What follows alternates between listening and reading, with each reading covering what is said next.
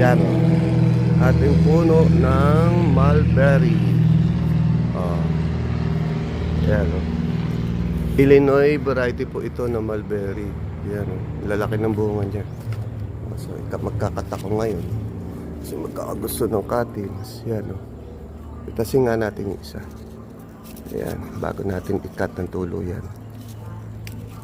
Kailangan mo agdan. Hindi na. Hindi natin doon. Yan o. Sige. Ito siya. Wap. Yan. So, ikakat natin ngayon to. Ay, yan. Taas na yun. Kakat natin itong puno ng Illinois mulberry. Yan. Dami siyang bunga. Daming bunga. Dami. Kaya lang, hilaw pa siya. Okay? Naputol na sanga, oh. Sa Illinois variety, oh. Yan, daming bunga, oh. Ang ganda ng ng bunga niya.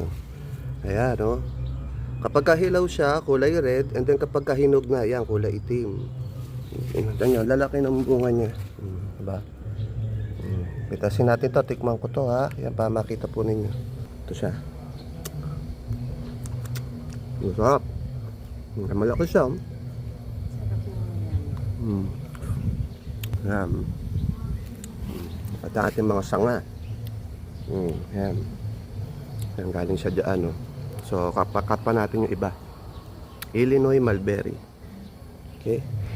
So, ayan na po mga katropang mulberry, yung mga kinat natin kanina na sanga ni Illinois mulberry. So, sa magkakagusto, babundle ko po yan ng tigta 20 pieces, pero 240 pieces lang po ang lahat ng yan.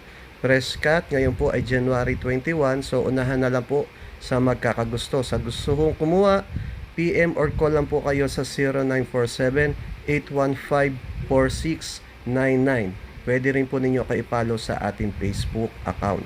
Ayan. Thank you po. Ito po li inyong katropang ubas at katropang mulberry. John Sanchez po ng CNCS Life Garden, the Philippines, #1 grapes plant store in Bulacan. Thank you.